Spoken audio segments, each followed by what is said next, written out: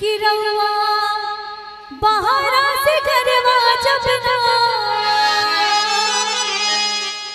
कि रउआ बहारा से घरवा जब ना आई हुए मलाम जी छठी घाट के रसा के हाँ जाई हुए मलाम जी छठी घाट के रसा के हाँ जाई हुए मलाम जी रउआ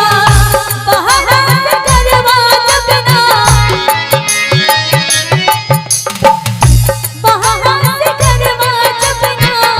आई हुए मलाम जी घाट के रसा के जाइए बलामी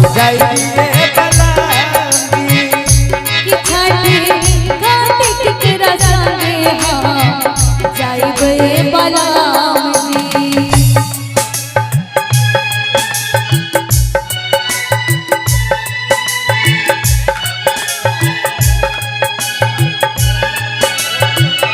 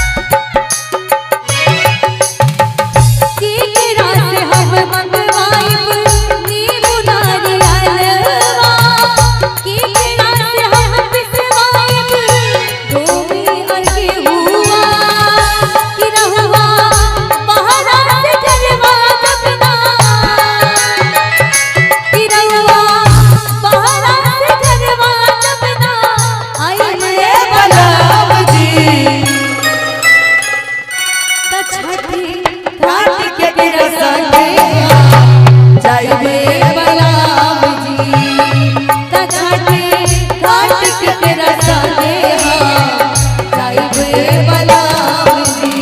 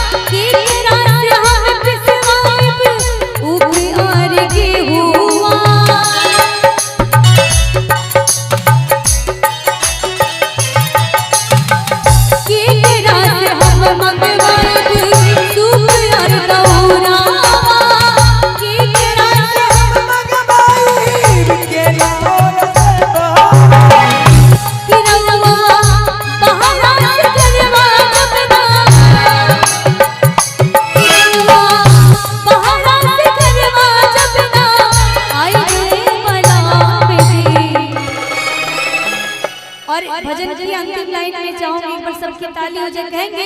कि छठी घाट के रसा के जाई हुए मलाम जी छठी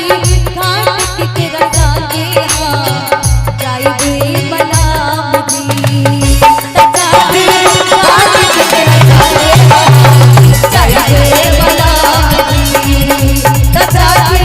घाट के रसा के जाई हुए मलाम जी घाट के रसा के जाई हुए मलाम।